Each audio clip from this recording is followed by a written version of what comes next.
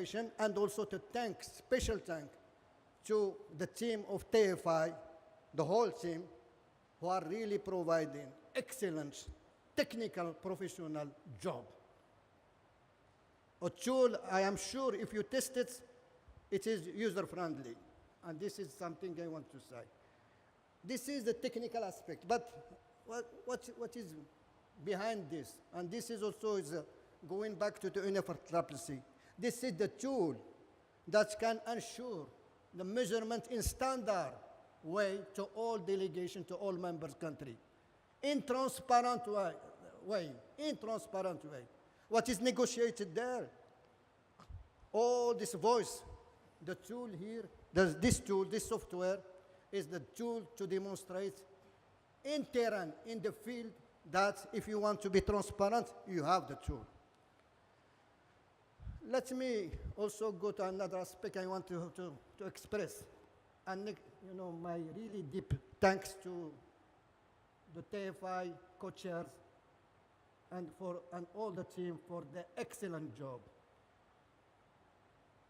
Maybe you know it or not, the TFI, when it started in Japan, technical support unit.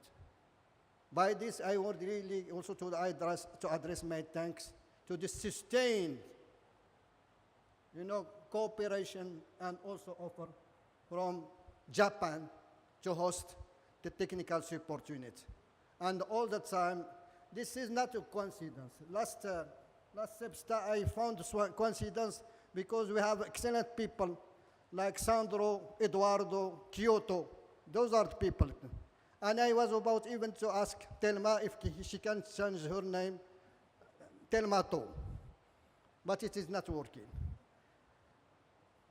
And this is why I think this, we should really thank very much Japan for this continuous. And I am also, the coincidence I found, Eduardo is co-chair of TFI. He is from South America. But Telma was also co-chair of TFI. She is also from Brazil, South America. This is also, I am detecting the coincidence. And I was, that time, I was listening to her as co-chair because I was focal point from Morocco in IPCC, and she was already co-chair of TFI. So I think this is also another coincidence, but it is excellent coincidence. What I want also to highlight is this is not, we are presenting IPCC work as a toolbox. The sixth cycle of IPCC is the most intense cycle in the history of IPCC, with 3 special reports added to traditional 4 reports, and the refinement to 2019 refined for the 2016 guideline for greenhouse gases. And this is also kind of another update with the refinements. It is the technological update. And with software, it is the technology, it is the IT update. That means you, country, you have the last and the best guideline, and you have the best IT tool to measure. It is easy for you to do it. I want to really once again to conclude that please visit the website of IPCC, visit the link to TFI, and you can find that TFI link is also user-friendly, and this will provide you all the necessary tools for you to measure your greenhouse gases in transparent way, in same standard way. Last thing I want to highlight, and I hope that the colleague from TFI can do it. I am asking all the TFI technical support units to stand here. All the TFI technical support, stand please. And you know, and you have the people here. They are the best people, the good people, and I want to ask you to upload them.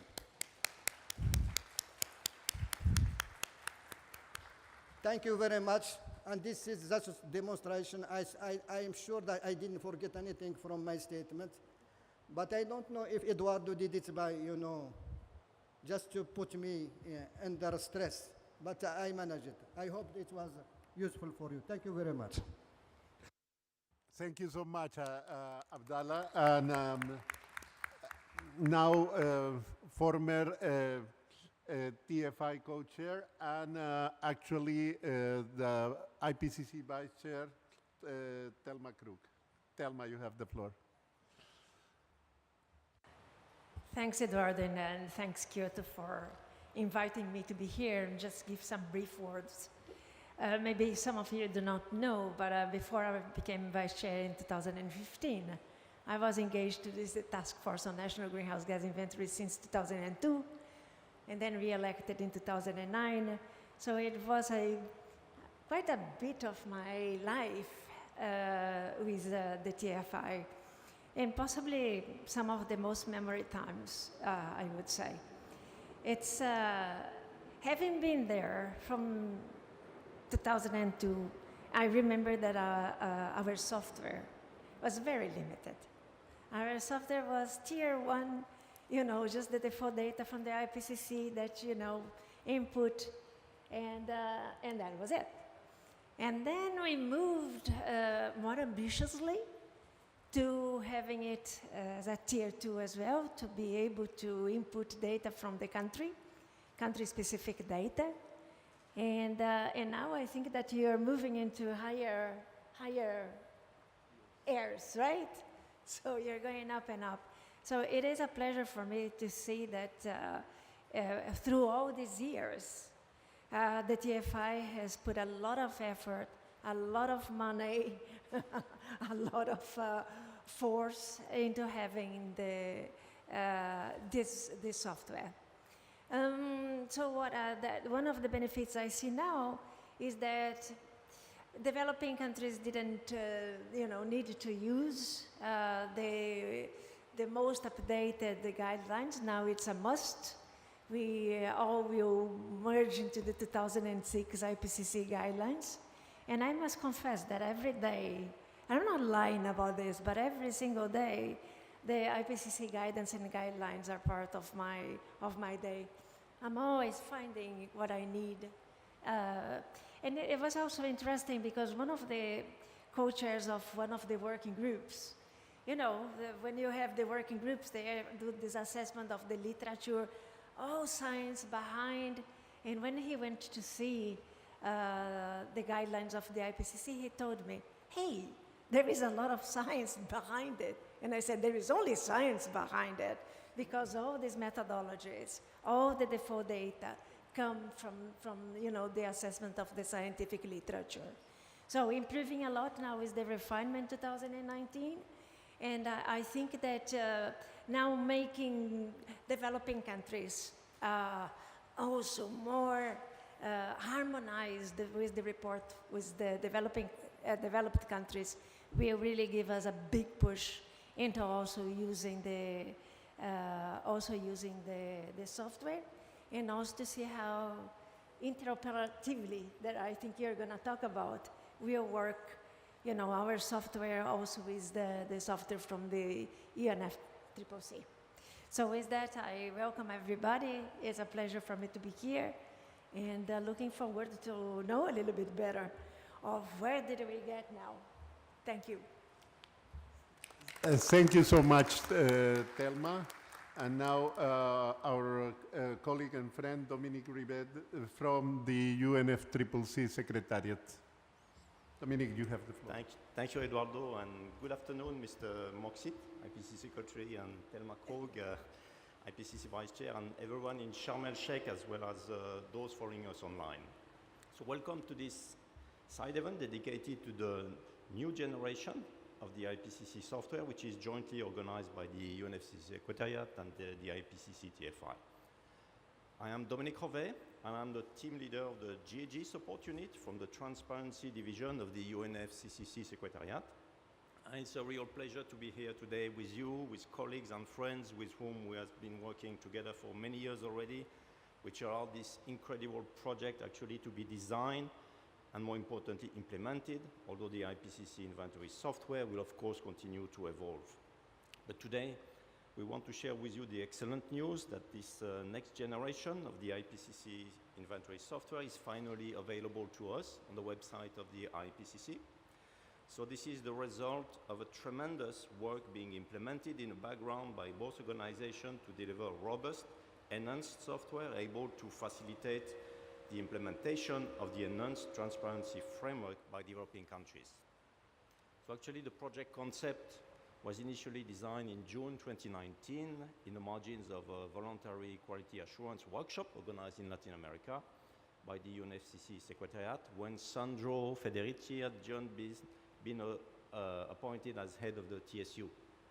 So that was right timing.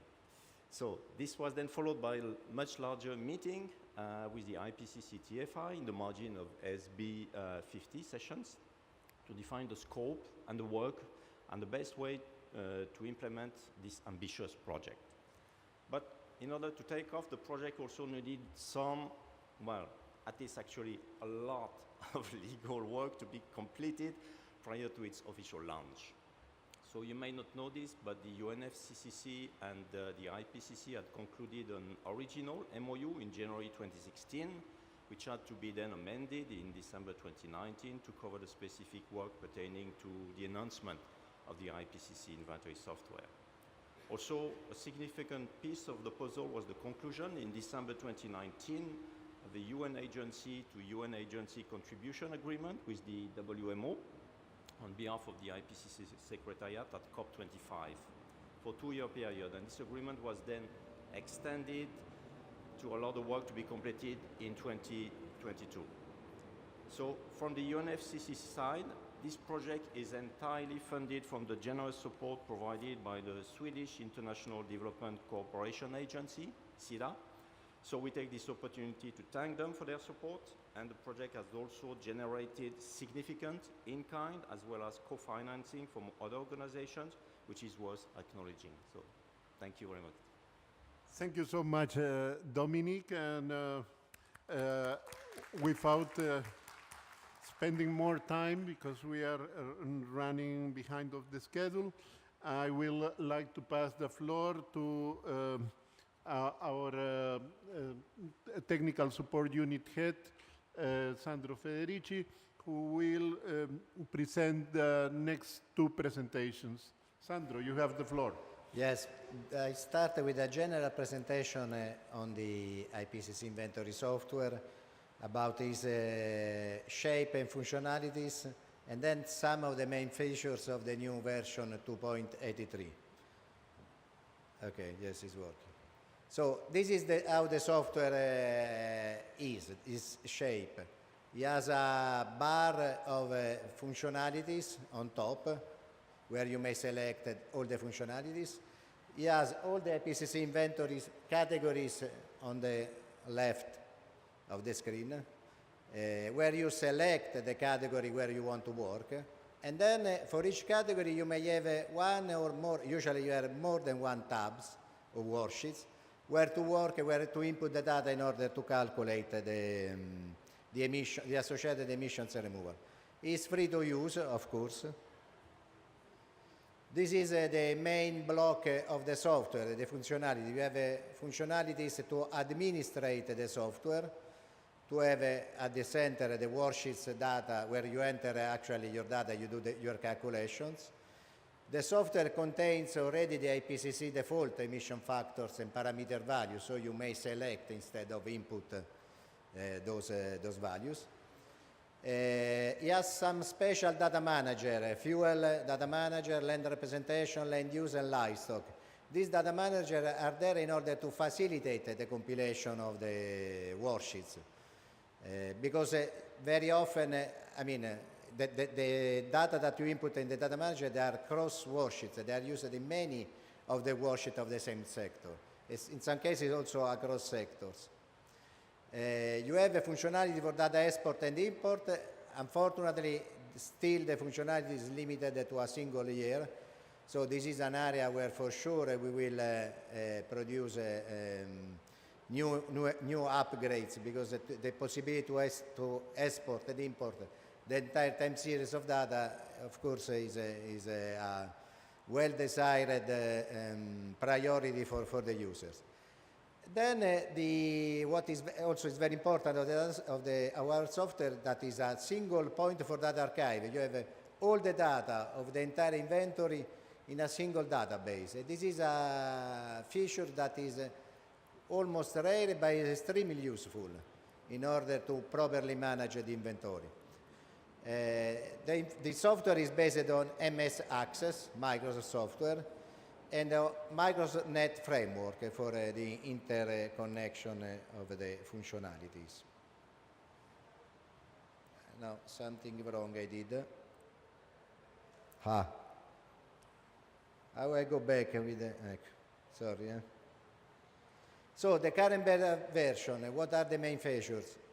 It implements each and every methodology that you have in the 2006 guidelines and in the 2019 wetland supplements. They are all there.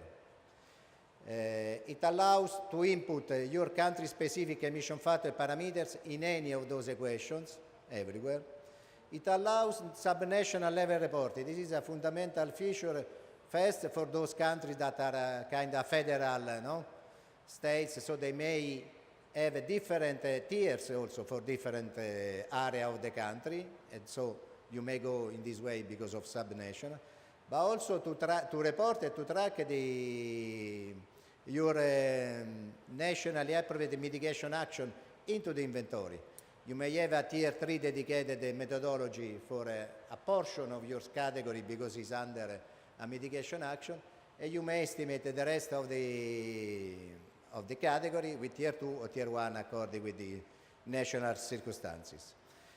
Can be used, of course, for the entire inventory, which is the desired. I mean, we do the software just to serve the entire inventory, or for individual categories or sectors, and allow different users to develop different categories at the same time. So the team may work on the same database. Team that probably is scattered in the country, you don't need to have all people using the same computer at the same time, because the software allows to have in the cloud the database, and then different users may work together. And as I said, it allows different tier worksheets to be compiled for the same category, so the category may be a mix of different tiers. The ongoing work, what we are doing right now, under the Paris Agreement, to deal with the to address Paris Agreement requirements, we are working to allow the global warming potential of the AR5, IPCC AR5. We are working to allow the software to estimate indirect CO2 emissions, also to estimate N2O emissions, even if those are like only a memo item. And then we are working with the interoperability with the future CRT reporting tool of the UNFCCC. Now, the interoperability is just a row of this work of the ongoing work, but 95% of the work is in the interoperability in terms of human efforts and the resources needed. Other works that we expect to do before to release, to arrive to a version that fully addresses the Paris Agreement requirement is the notation keys, to allow the input of notation key in the reporting tables, not in the worksheet for estimation. As I said, the export-import function for time series. And we are working also on some supporting tools very fast. We are working on 2 Excel tools for support the user. One is for the harvested wood product, that you upload all the data at once instead of, because it's time consuming entering all the data into the software. And the same for land representation. Land representation is the most time consuming activity for the greenhouse gas inventory. We are working on a Excel based tool that allow the user to input the entire lender representation at once into the software. We are working on the user guidebook for each sector, then you will see for the sector. And then we are working on 2 lender representation tools. Let me welcome Martial from FAO. FAO is supporting us in working on these 2 tools, so there will be a dedicated presentation, so I go fast.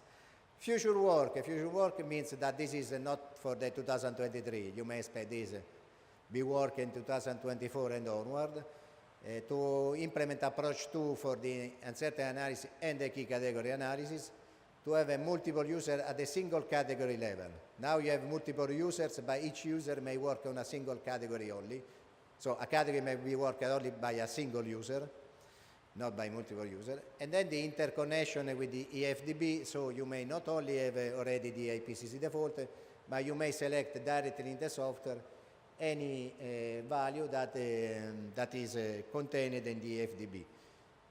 The FDB values in the FDB not necessarily are IPCC values, so it's the user that take the decision. Those are not IPCC values by default.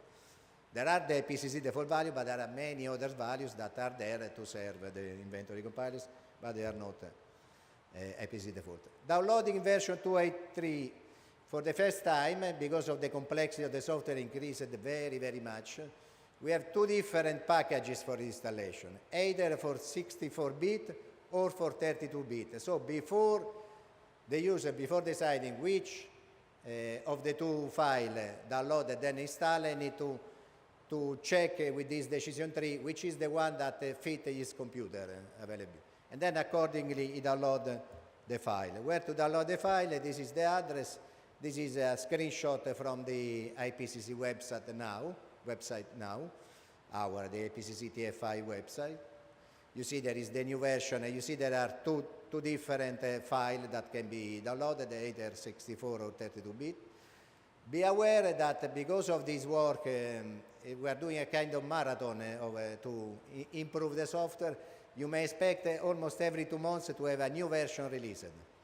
The software in the help menu functionality has a functionality to check. So you click there and the software automatically check if there is a new version available. If it's there, you are invited to download and then accordingly to upgrade your database. Support. IPCC is providing support to the IPCC inventory software. There is a user manual that you download directly from the software. There is a help desk at that address, which is us, IPCC TFI. We have a pool of voluntary testers that test the versions and provide us feedback. We do cooperation with Dominique on the training workshop. So the next training workshop will be with this new version. From now on, the old version for us is not anymore subject to our support. So it's there because the user may need to recover all the database. But we are not going anymore to provide support for that version, since now we support the new one. Annually, we have a meeting where we collect the feedback from users. This year we had in Roma, thanks to the hospitality of FAO, and it was focused indeed on a follow sector, that's why FAO, and energy. Next year we expect to have this focused on EPO and waste sector, and we expect it to have together with the UNFCCC in Bonn. Of course, this plan of support, IPCC has a cycle, as Abdalah said at the beginning. The 6th cycle is going to close next year. There will be elections, so the new bodies and the new TSU may revise what we are saying. But there is a continuity in the IPCC work, so I don't expect any dramatic revolution, maybe some additional work. I thank you on this, and then considering the time, I guess I start immediately the other one, which is about energy.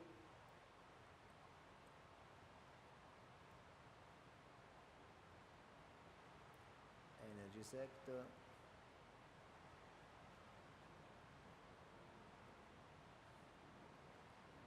Yes. Okay. The energy sector is the most important sector. It's where we prioritize. We work always first on the energy sector and then on the other sector.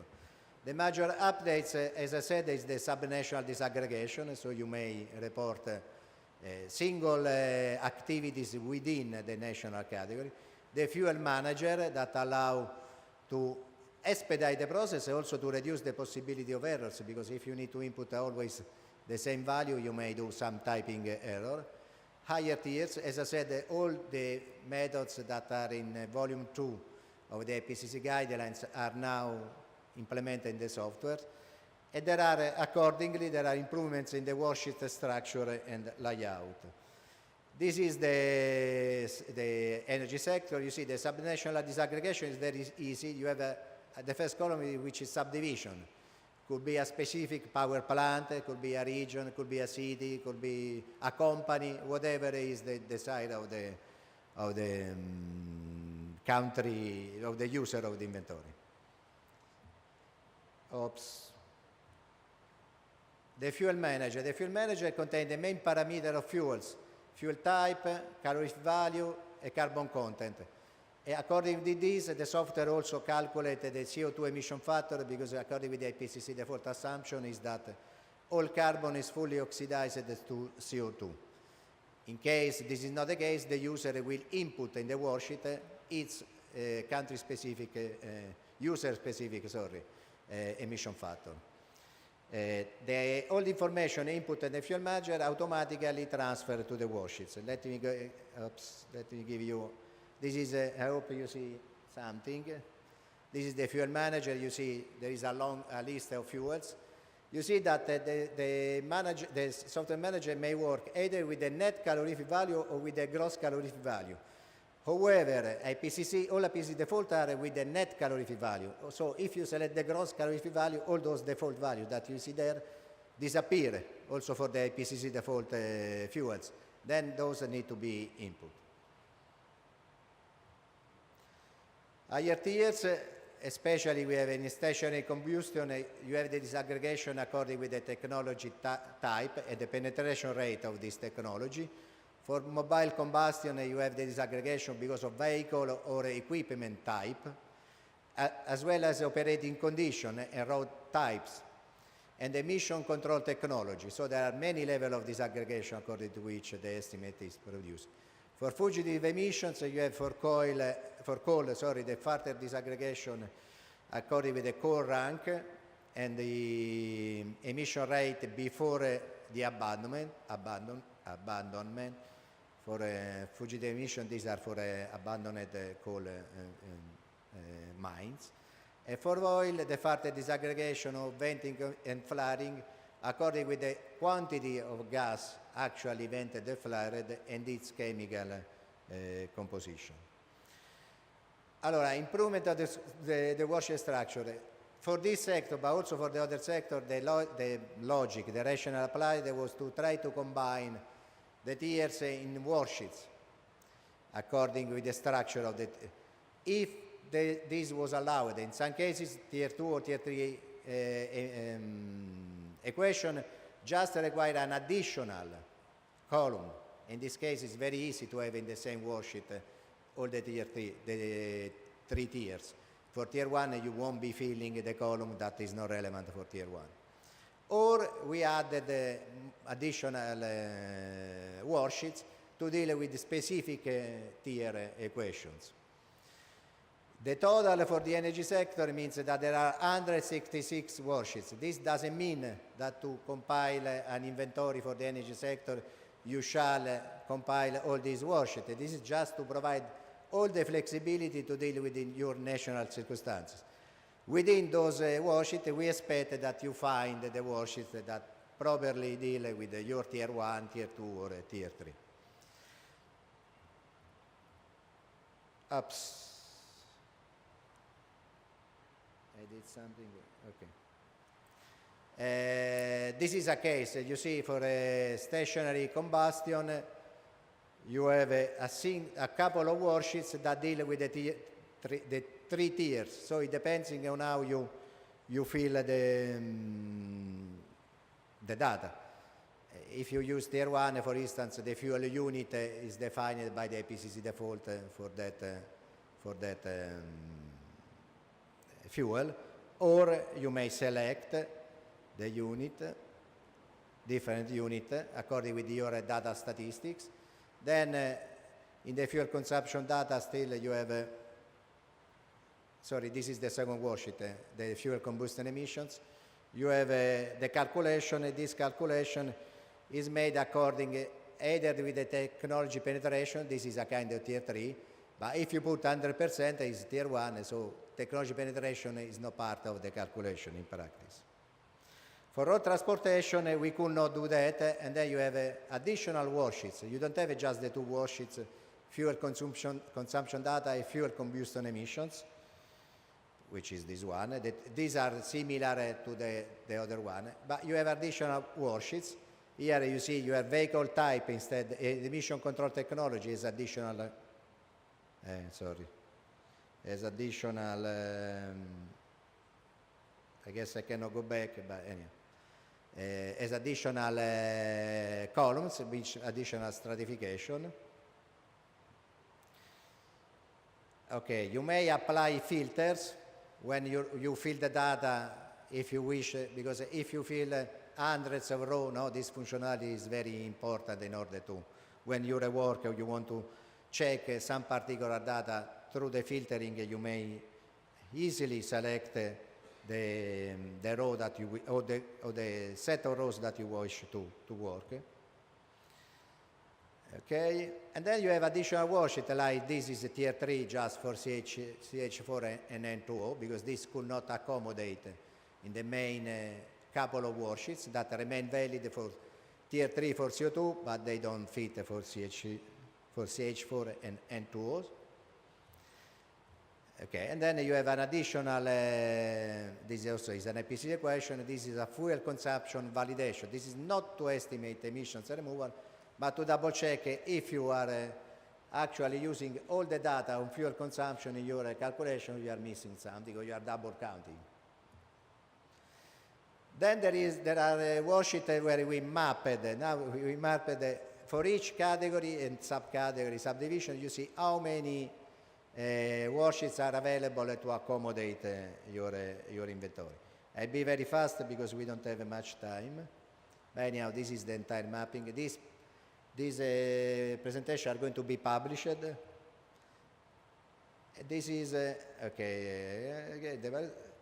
this is the total. Here you have the total of worksheets available for compiling your inventory, for the energy sector, for each of the category and subcategory of the energy sector. And of course also for the reference approach, which is a functionality available here. These are footnotes at the margin. Sorry, we need to go very fast, so this presentation is just some of the information because there is a lot to say. Anyhow, in summary, all methods have been implemented. Subnational disaggregation is a pillar development. The energy sector guidebook has been already drafted. We are just revising the version 1 and we will publish a supporting material in our website. As for the software, we will be very happy if users of the guidebook then come back with questions or suggestions for improvements, because it's a work by doing. So this will be version 1, there will be version 1.1 and so on. So I strongly invite you to check our website with some trimestral frequency to see what news is there. Thank you. And now the next sector, which is Pavel. Thank you, Sandro. We still have 5 more presentations, so in the interest of time, let us deliver all presentation first, and at the end of this event, I hope we can have some time to take up some questions. I sincerely ask all the presentators to make a clear but concise presentation. Thank you very much. Go ahead. Yes, hello. So I would like to present updates in the industrial process and product use sector, so industrial processes developments. So the main updates are that we implemented higher tiers. Maybe for general audience, they don't know what these tiers. Tiers are methods of different complexity. So tier 1 is a basic method, tier 2 requires a country-specific data, and tier 3 it's a plant-specific data. And in industrial sector is very important because there is various processes, materials, gases, and so on. So now the software implements all the tiers, all the methods, and this method require more disaggregated data, technology-specific emission factors, plant-specific data, but user may use a mix of different tiers within the same category. As Sandro mentioned, we introduced subdivisions across the whole software, and these subdivisions help to differentiate maybe for some particular activities at the national, regional, or even plant level or specific facility level. So again, users may choose to use to estimate at the national level, would be only one single subdivision, or many user-defined subdivisions according to the choice. And of course, we provide more possibilities to select user-defined technologies, production processes, and materials. Again, this disaggregation is very important in industrial processes sector because industrial sector is developing very fast, new technologies is emerging, and adjustment of some processes, some emission factors is very useful in the software. Now, let me provide just an example of a worksheet in the software for industrial process sector. And here you can see you need to enter several things. First of all, it's a subdivisions. As I said already, is either plant specific, could be, or at the level of prefecture or a state. Then we have a choice of tiers, so either tier 1 or tier 2 or tier 3 can be chosen. Then we have user-defined or default technologies. Default, it means they are from the guidelines. So here there is a drop-down menu, and the users can choose the technology defined in the 2006 IPCC guidelines, or they can manually rewrite this technology in this column. And the same applies for parameters. So this is default parameters for tier 1, for example. I don't know, 7 of something, but you can manually rewrite and change this emission factor and estimate emissions accordingly to country-specific conditions. Then this is overall table of a number of software worksheets in the IPPU sector. Around 250 worksheets we have in the software. There are many categories. I will just probably give example of several ones. For example, for cement production, we have in total 8 worksheets, but as Sandro mentioned, maybe you don't need to use all of them. And there is explanation that at tier 1 level, there is some activity data required only for cement. At tier 2, you need a clinker activity data and adjustment factors. And then at tier 3, plant-specific activity data, and so on. So also I would like to say, I'm coming to chemical industries. Sometimes in the guidelines there is no tier 3 equation and method explained, but the guidelines say that the countries may use measurements to measure direct emissions from particular source category.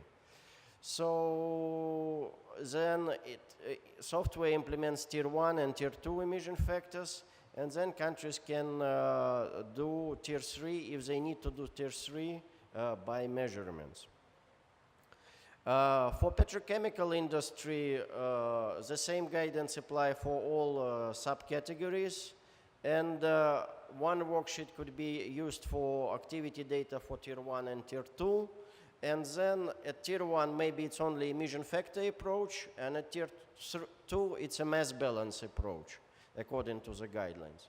So it's all implemented here in the software.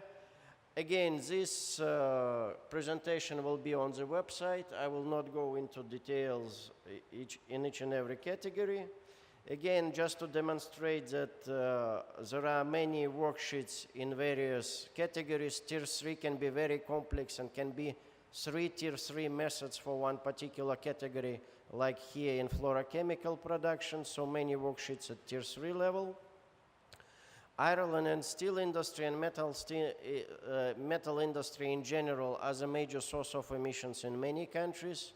There is issues with allocation of coke, which must be reported in energy, and iron and steel emissions should be reported in industry sector. Again, it's all implemented in the software. Non-energy products are sort of a minor category. Then F-gases emissions, refrigeration and air conditioning. It's also very important category. All countries use refrigeration and air conditioning. And Tier 1, previous version of the software implemented a spreadsheet that was a part of 2006 IPCC guidelines. Now we developed the Tier 2 methods with several worksheets and with several spreadsheets for emission-based approach or mass balance approach according to the guidelines. Many categories in other product manufacture and use. I will not list of them. We'll come to the conclusion.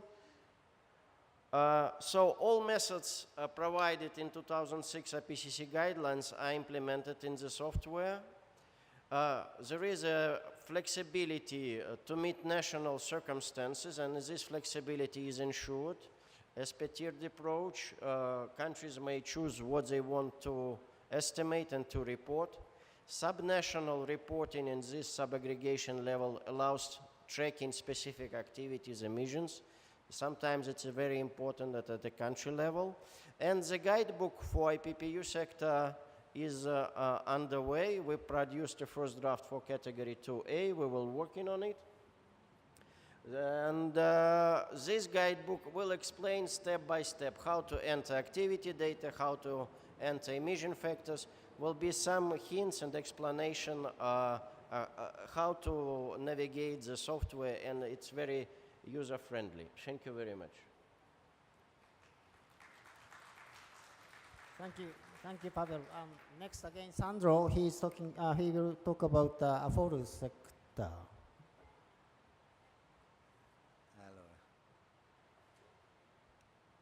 The affordable sector is the largest in the software, but will take only 5 minutes of presentation. So I will just talk about the main, most important, let's say, upgrade, which is this lender representation and manager functionality. Subnational disaggregation, we already have discussed. Lender representation manager. It allows to enter a lender representation, either a single lender representation or multiple lender representation. Again, if you are a federal state, each state may produce its own lender representation and input into the software. There are 3 approaches. Approach 1, no land use change identification. Approach 2, land use change identification. Approach 3, land use change identification and tracking across time. So, to ensure a consistency of the land representation, the software track each single unit of land that you input in the software. A unit of land is a land that is homogeneous for physical condition, climate zone, soil type, vegetation, management type, and so on, as well as for the history of management. Because, you know, IPCC methodology calculated transition between some, let's say,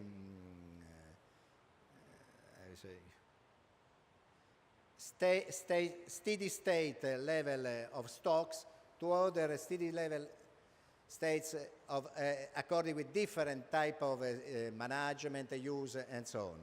This is particularly true for the soil. We are working, as already said, on Excel-based tool to input. Let me show. This is the lender representation. The lender representative manager has 3 tabs. The first is the regions, where you input the regions. Could be a single region like the entire country. And you select which is the lender representation approach that you want to implement for that region. You see, in this case, I have a country of 3 regions with 3 different approaches. The second tab, probably the most important, is the land representation table. Here you input the data unit of land by unit of land. You select the land use, the current land use, the current management level, and then also you select the previous land use. You may have an history of land use changes that I'm not going to show here because it's too complicated for a 5-minute presentation. All this information, then the software is also compiled in this land representation matrix, which is one of the reporting table under the Paris Agreement. And so this will be easily transferred to the CRTs. Okay, second things that I need to do is that there is all methods of the wetland supplement, methods, emission factors, parameters, they are all in. To identify those clearly from the 2006, we used a different color, lilac. And as you may see, I skip these, let me skip. You see, in this case, you see lilac. It means that those elements of this methodology, they come from the wetland supplement. So you may or may not apply. Is there available, so if the country wish to uses or don't use it. In some cases, is the worksheet. You see, in this case, some organic Revet. This is an entire methodology from the wetland supplement. So the worksheet is lilac. And then you have, okay, this is the mapping. I skip all the mapping. Just you show the final, which is this one. You see, a follow is 492 worksheets. This doesn't mean that you fill the 492 worksheets. It's just because then you have all the flexibility to accommodate your reporting. And you see the categories, the additional categories that comes from the wetland supplement, they are lilac. Okay, wash and summary. The summary, again, is like the others, or methods are here, subnational disaggregation, which is very, very important for a follow, is there. The follow guidebook is under development, but since there are 492 worksheets, you may expect that will be likely the last to be published, because the work is quite large. Thank you very much. Then now, Okay, next, Baasansuren Jamsranjav from TSU, talking about the waste sector of the software.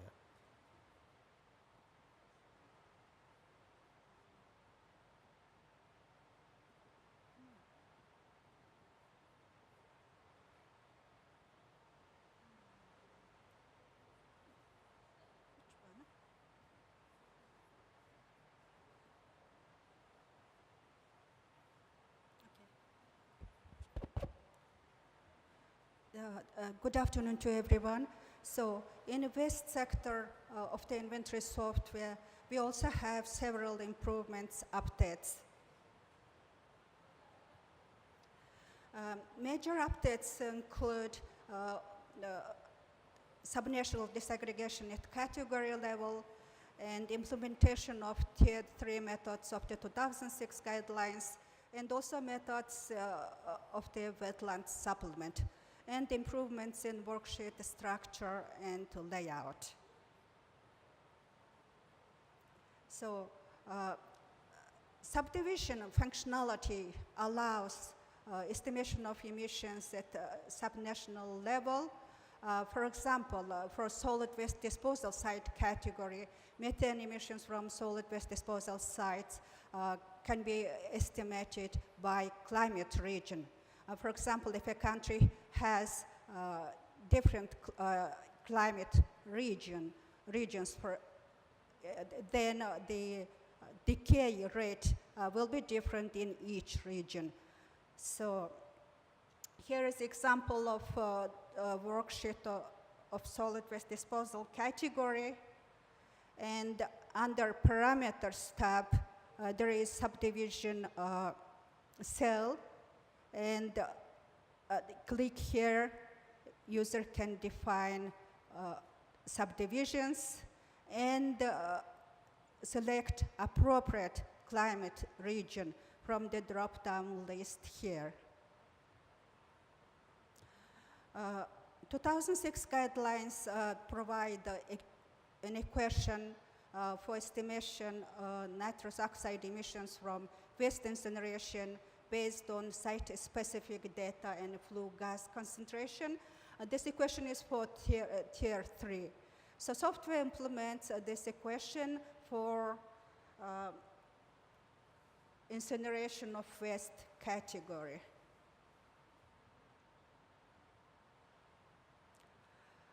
Methods we have in the wetland supplement also implemented in the updated, upgraded version of the software. So we have methane and nitrous oxide emissions from constructed wetlands for wastewater treatment. So for example, for domestic wastewater treatment, under regions tab in a constructed wetlands column, users need to indicate, tick, where constructed wetlands are used for wastewater treatment, and so that information transferred, displayed in relevant worksheets. So to note here is that worksheets are subject to change due to ongoing update in the waste sector. So we have several improvements in structure and the layout of worksheets. One of the examples is open burning of waste category. And for this category, activity data is total amount of waste open burned. So there are two options.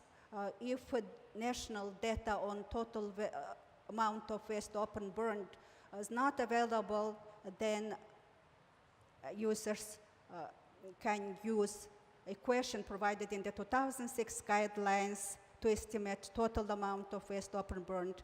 And if national data on the amount of open burned of municipal solid waste is available, then this national data should be used. So to use the equation of equation 5.7 to estimate total amount of waste open burned, users need to click the edit mark here and then work on the worksheet shown here. So this worksheet is hidden, but users can use display when it needed. So this slide shows a number and the total number of worksheets for waste sector categories. So the key also, I would like to note that worksheet counts here show number of tabs where we may have several worksheets. So also subject to change due to ongoing update in waste sector. And here is a total number of worksheets. So to summarize, subdivision functionality allows subnational disaggregation of emission estimates and flexibility based on data availability and the national circumstances. The software now implements higher tier methods of the 2006 guidelines for waste sector and also methods we have in the wetland supplement on constructed wetlands for wastewater treatment. So improvements we have in structure and layout worksheets provide more streamlined user interface. And as others mentioned, the guidebook for waste sector is also under development. So I thank you very much for your attention. Thank you, Suren. Next presenter is Ms. Lisa Hanle. She is a consultant supporting TSU in the work to facilitate interoperability with the UNFCCC reporting tool for the CRT. Lisa, go ahead. Thank you, Kiyoto. And I just would like to remark on something that Thelma said in the beginning about how the 2006 guidelines are a part of everyday life. And I think many of us can relate to that. And hopefully, as countries are transitioning to the ETF, I would expect that many in this room and across the world will start having that same feeling as well. So I just say that as I'm talking about the interoperability. So you've heard in the other presentations about the updates that have been happening across the sectors in the inventory software, and I wanted to talk about another major activity that we are doing in the transition to the Enhanced Transparency Framework, and Sandro mentioned it in the beginning, and it's related to interoperability. So I was going to talk about what is interoperability, a little bit of the background, and really why it's important and why you should be interested in this, and a little bit about what we're doing now and what we plan to do going forward. So as many of you know, the first biennial transparency reports of the Paris Agreement are going to be due by December 2024. And they include information on greenhouse gas inventories, tracking progress towards your targets, finance, technology transfer, capacity building support, adaptation. The MPGs, or modalities, procedures, and guidelines that were adopted in 2018 said exactly what had to be reported and what should be reported. Last year in Glasgow, parties agreed to the how this will look in a transparency report, how the common reporting tables will look, and the common reporting formats. So Decision 5 CMA3 mandated the UNFCCC Secretariat to develop electronic reporting tools for the reporting of information in the BTRs. And this included related to the inventory, tracking progress, and support. What we're talking about here on interoperability is related to the greenhouse gas inventory component. That decision also requested that the UNFCCC Secretariat, that they facilitate interoperability between their reporting tool and this IPCC inventory software that you are talking about, and invited us to participate in that effort. And so that's what we have been doing. So what is interoperability? It's really about the exchange of information between different softwares. So we have the CRT, the Common Reporting Tool software from the UNFCCC, and the IPCC Inventory Software. When we're talking about interoperability, the idea is that the IPCC software would be able to generate a file, and then that file could then be imported into the CRT to facilitate the process of reporting. A little bit what this looks like in practice based on what you heard in the other presentations. A country would enter the underlying information into the IPCC inventory software. That software, as you heard, can then calculate or estimate the greenhouse gas emissions and removals from those activities. Then you have, that was the IPCC side, then you have the official submission to the UNFCCC, which comes from the CRT. And so the interoperability helps put the information that you have input into the IPCC software into the common reporting tables. So why is it important? It's important because the IPCC inventory software is a very strong tool for helping countries develop their greenhouse gas inventory. It serves as a repository of information. You've heard it helps to estimate the greenhouse gas emissions and removals. But it's not the official submission to the UNFCCC. That can only be done through the common reporting tables. So the interoperability is helping to facilitate countries in making this submission process. And it helps then minimize error, it reduces burden, all of which are very, very positive. So what are we doing right now? We are working, as you can imagine, very closely with the UNFCCC to make this interoperability work. And it takes quite a lot of time. You have to put the two pieces of software together, side by side, cell by cell, and look at the difference. And how do you get the information input into the IPCC into the common reporting tables? And where does that information go? And we literally are doing a cell-by-cell mapping, and we're identifying where those differences are. For example, in some cases, there are gases that are reported in the IPCC, but they're not in the common reporting tables. The UNFCCC may have some categories that are not in the IPCC. So we have a strategy and working with the UNFCCC closely to figure out exactly where all of this information maps. And the intention here, you can see an example of what one of these tables looks like for the energy sector. And in this table, it doesn't matter the category necessarily, but the yellow at the bottom shows you a difference. The common reporting tables have oil and gas extraction as a specific category in the CRTs. The IPCC Inventory Software does not have that. Those emissions are included in the IPCC, but not separate. So we need to define a strategy to make sure that there's a clear and transparent way that the information goes from the IPCC to the UNFCCC. Another area where we have identified a number of differences is just in the categories. The common reporting tables that were agreed by parties contain a number of categories, particularly in the energy and the IPPU sector that are from the 2019 refinement. And those categories are not specifically in the 2006 IPCC guidelines separated at this moment. In some cases, for example, in the waste sector, there's more detail in the CRT tables and taken from the 2019 refinement than what we have in the IPCC software. So again, a strategy for mapping them consistent with what the parties' views were.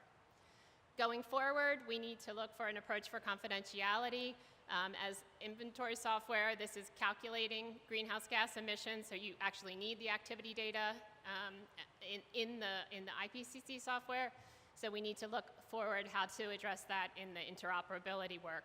Similarly, Sandro mentioned the notation keys. That's another area of work we will be looking at. And flexibility, that is something that is part of the common reporting tables. It is possible in the end, and flexibility is a case where the user, after importing the data into the UNFCCC software, may have to do additional information and make additional checks in addition to a QC prior to submitting the formal submission to the UNFCCC. So the road ahead. We are, as you've heard on the earlier presentations, striving to ensure that the IPCC inventory software applies all tiers and approaches, and with this release, it is doing that. It covers all the tiers. We're working actively with the UNFCCC Secretariat to bring to life the interoperability work. And we're working on the mapping for every single cell, every single category, every single sector, working on the mapping with the UNFCCC to ensure that it enters the information into the CRT properly. We are striving to, the Secretariat will release a test version of the software in June 2023, and we're striving to have a testing function of interoperability in that version, so you can see that as well, with the final version as required by parties in CMA3 to be delivered in June 2024. Testing, others have mentioned it as well, testing of the software is very, very important, and we really hope that all of you have the time and use your expertise to help us and identify issues going forward. As with everything in the inventory world, it's an evolving process, and it's a learning by doing process. And so there is an opportunity now to test the software, and we really hope you take advantage of it and tell us what you think and if there are things that could be improved. So thank you very much. Thank you, Lisa. The last presenter is Mr. Marshall Bernoux from FAO. FAO is kindly cooperating with us to develop an add-ons for land representation in the afford sector, and he will talk about it. Thank you so much, Kiyoto, and thanks for the IPCC and the TFI and UNFCCC for the invitation. It's always a great pleasure and honor to be here. I will be brief because Sandro is not only the head of the TSU, is also the master of the time. So here I will present really briefly on two different aspects. You can see from one side IPCC and what FAO is doing on some tools. We have more tools than those two tools you can see here, but we have two tools, Collect Earth and CEPAL, that we are trying to connect with that IPCC software. So to be brief, just to give you a snapshot, Collect Earth, it's an online, free, available tool that it's based on the sampling strategy. You have the tooling here. I'm quite sure the Secretariat will share the slide after, so you can also go there and play with the tool. So you can have access to high-resolution imagery that are free from Google, from also Bing. So we have a different repository behind those. And here you can see the kind of information that you can have. So a lot of climate and land use, land cover related information. So it allows a consistent representation of land, but based on a sampling strategy. So this is the main difference between Collect Earth and CEPAL. One is really on a sampling strategy, and the other one on a wall-to-wall approach. So Collect Earth provides data to measure land use and land use change from 2000 onward, and users are then able to represent land use before 2000, but through model regression. So this is so different aspect of the threshold of 2000. Then how it connects with IPCC Inventory Software, you can see it's what my colleague was mentioning, interoperability. So we are trying to have those two different software exchanging information in a way that for the user is the most simple possible. So basically the user will have to, let's say, press some button and automatically it will link with the different tools and extract the information. So you can see here, basically it's through XML or CSV file that is exported, so it's a first step. It's not yet the full interoperability, but one day we might have this full interoperability. And we hope to have the add-on implemented in Collect Earth as soon as early 2023, so March 2023. Normally, this is the plan. If we have a delay, it will be really of a few weeks, no more. So, moving fast on the other add-on. So, this is then here a wall-to-wall approach. Where basically, you cover the entire region or superficie, so from a wall to the other wall. It's not a sampling strategy, but you need more, let's say, wise, intelligent model to classify the information. So the goal here is for wall-to-wall data collection for land representation and to be able to again upload in the IPCC software. The tentative launch, June 2023, also at the maximum. And you have, you can see the link with the CEPAL platform that is quite easy to remember, cepal.io, and it works also without the www. So, with more detail, so here you have, it's basically an approach of what we call tree, tracking unit of land spatially, and also with a temporal dimension, where we will identify change in the land stratification for the entire transition period. And for that, we are using the 20 years that is IPCC default. You have more specific information, but perhaps here I will not read all that. You will have all the information later. I'm looking already Sandro that is saying time is flying. Perhaps the most important, this is a status. It's even not only FAO and IPCC, it involves other collaboration. So we have here the Boston University that did a part for the coding. So you can see, and it's based on a peer-reviewed publication to evaluate the changes in the pixel values. So you need also to have a lot of research and validation by peers, because this is the only way that we will have a really sound and solid methodology. And again, the timeline here. And this is, I try to be very brief.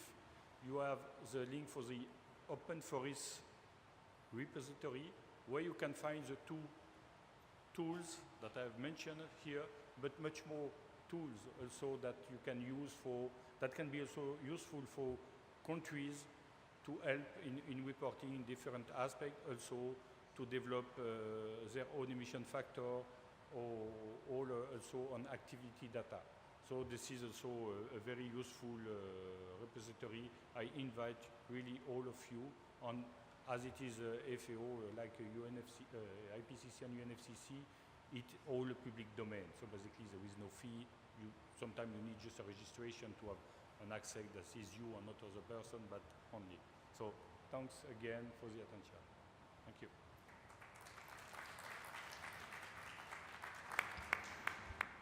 Thank you, Marshall. So now all the presentations from our side have been done. All presentations will be uploaded to the website, to my understanding, to the UNFCCC side event website and also IPCC TFI website. So you can download all the presentations from there later. Now we have 10 minutes and a little more. So I think we can take up some questions from the floor. If you have any questions or comments, please raise your hand.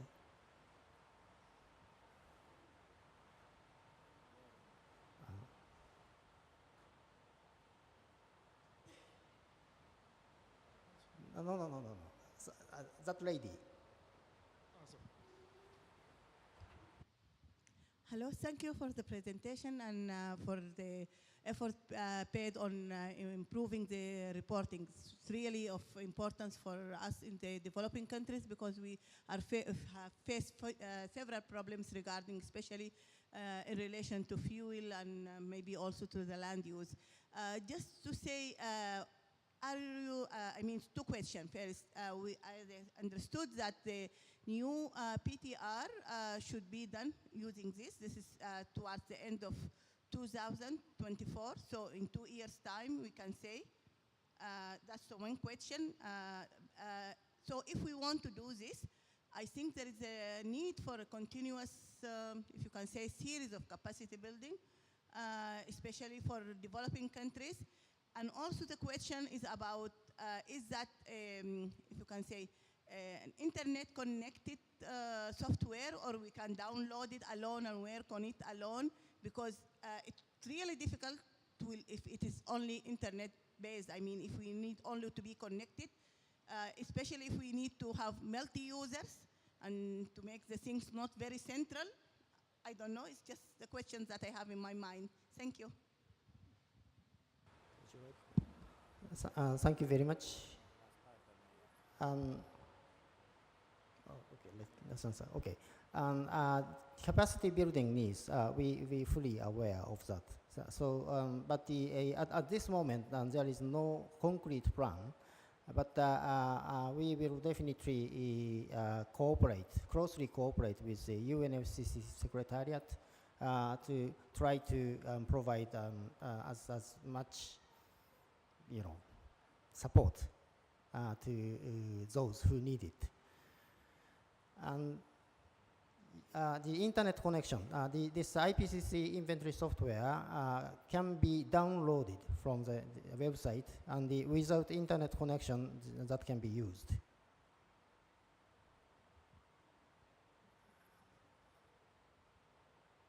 Yes, go ahead, please. Thank you so much for the presentation, and I'm from Panama. I have a question regarding the Collect Air Online. I think I saw on the presentation that years starting from 2000 and on. So I was wondering what kind of advice do you have for countries that are struggling to have remote sensing images before 2000, sorry. And how can we proceed on that? Thank you.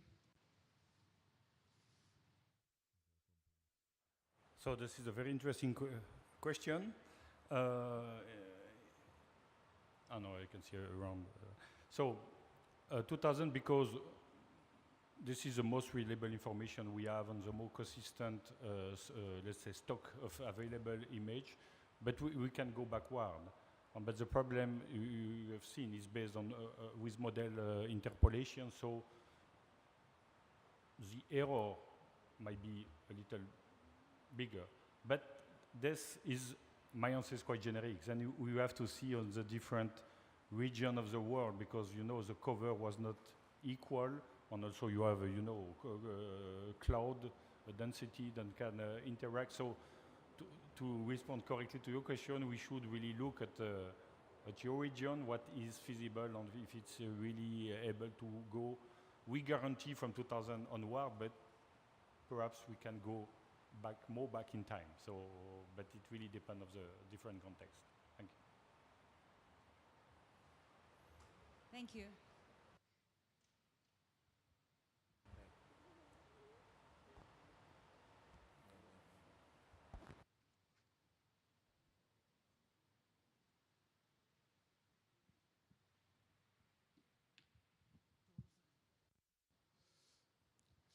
Hello, my name is Jacques Kwazunde from Nigeria.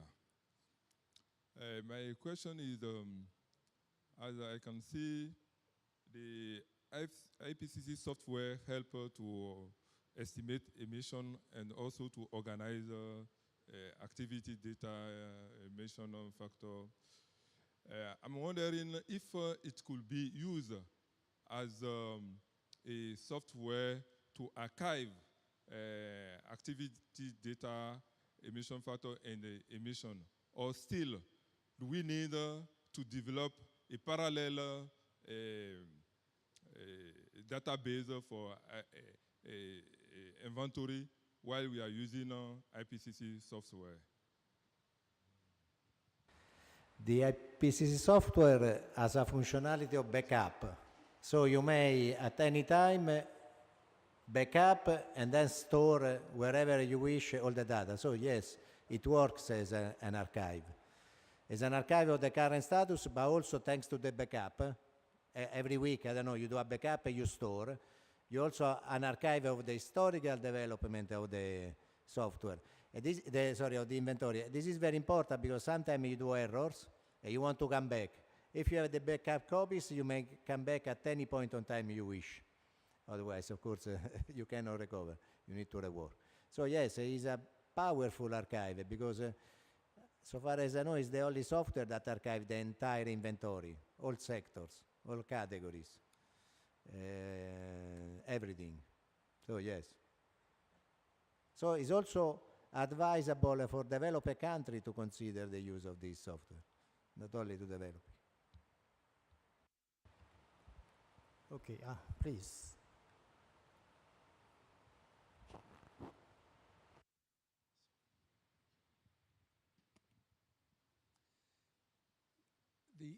The new feature is about automatically creating the CRT tables. Seemed like a very good advancement. I also wanted to ask if you are encouraging other organizations, in addition to the FAO, to create new data feeds to go into the software through this kind of XML import. Because it seems like the Climate Trace Initiative, which was announced this morning, have a lot of data that could be automatically ingested to this tool and to support many people who are it just seems so difficult to assemble these national inventories. So all the data that can be put in seems very good. Are you encouraging new data feed providers? In theory, yes. And we are also discussing with the ALU software to import that database. The problem is that we are doing a marathon to complete our software. So yes, but not for now. For the next future, yes. After we conclude the interoperability, yes, that is very important. Yeah, and I would like to make it clear that the IPCC inventory software, as Lisa explained, we are working for interoperability with UNFCCC reporting tool. But that does not mean that the inventory software, IPCC inventory software, automatically produce CRT. From IPCC inventory software, a lot of data will be imported to the CRT reporting tool, but the parties will have to do some additional work on the CRT. That must be noted. Yes.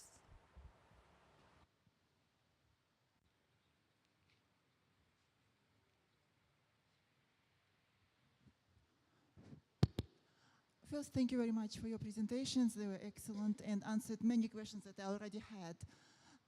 Right now, I wanted to ask you about recording the sources and metadata for emission factors from the countries, from the users.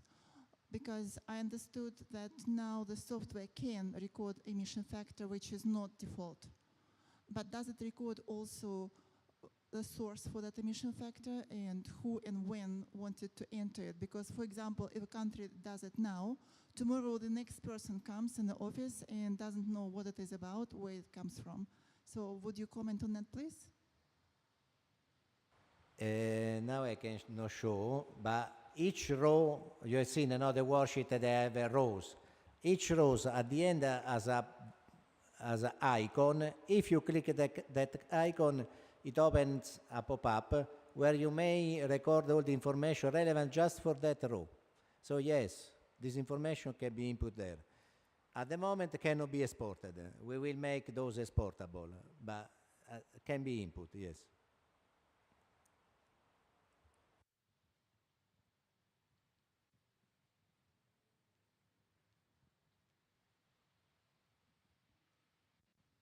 Thank you. Thank you for the presentation. I'm quite interested in interoperability between the two software. And as far as I know, the IPCC software is based on the 2006 IPCC guideline, and also the CRT is based on the 2006 guideline. But as you all know, the MPG still has a LULUCF sector, so I have questions. So how you guys to manage this problem between the software and the CRT? Thank you.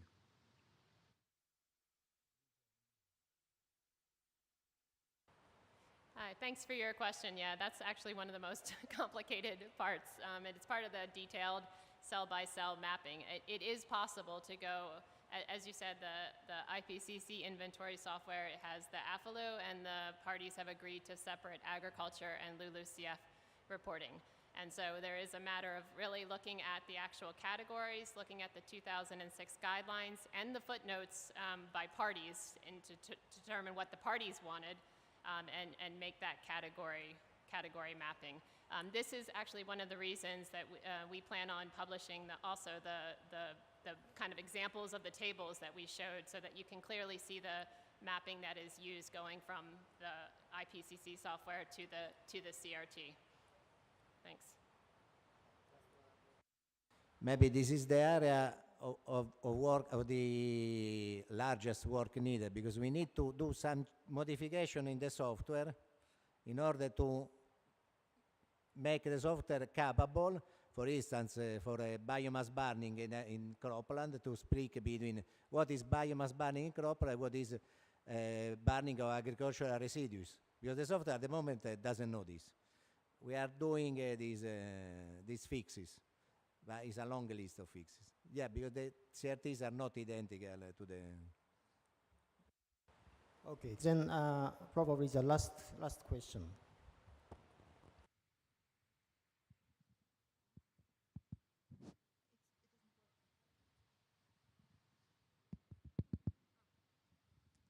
Thank you. My other question is about notation keys. I know that Lisa mentioned notation keys in the interoperability tool, or whatever that would be. But is IPCC planning to include the option for entering notation keys, appropriate notation keys in the tool in the future? And if yes, how the summation of the data will occur, because notation key is not numerical? Yeah, that's why the notation keys need to be moved to the reporting tables, not to the worksheets. In the worksheet you shall not, because otherwise you cannot calculate. But in the reporting, yes. We will implement only the IPCC notation keys, which means that the flexibility notation key won't be implemented in our software. So as Kiyoto said, there is additional work to be done for those that want to use the flexibility notation key in the CRT, in the report, UNFCCC reporter, to add that there and not in the software.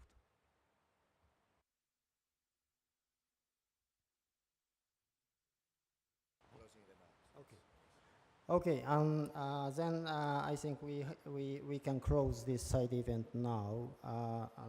From me, as closing remark, firstly, I would like to thank you all for participating in this side event. And I would like to emphasize that this version 2.83 is beta version for still testing. We have made a lot of progress in this new version, but still this needs to be polished. And to that end, we absolutely need your support. We would like as many of you as possible to download this beta version and to test it and to provide your comments, feedback to the technical support unit. That's I would like to emphasize. And the last closing remark from Dominique, please. Yeah. Thank you very much, Kiyoto and colleagues. Yeah, no, actually the IPCC Inventory Software is indeed a milestone for the implementation of the enhanced transparency framework by developing countries, and it comes right on time for their first BTR. So therefore, we're extremely pleased to have contributed to make this happen at our own level. And for next year, the UNFCCC Secretariat will, provided that we manage to raise sufficient supplementary funding for that, we will resume our regional training workshops on the 2006 IPCC Guidelines, organized in collaboration with the IPCC. And their main focus will be this new GHG Inventory Software. So please stay tuned and please check also our website for news. Just looking for GHG support UNFCCC. You will land on the right page. Thank you very much.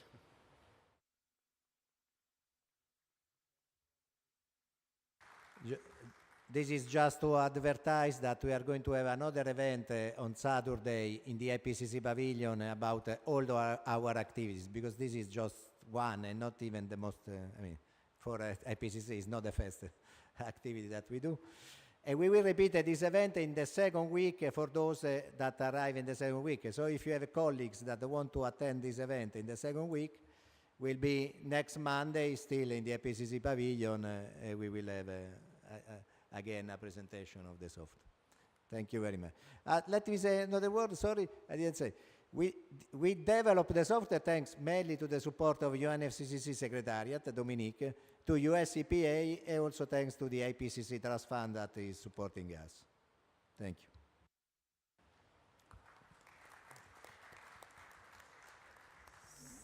Thank you very much again. This side event is closed now.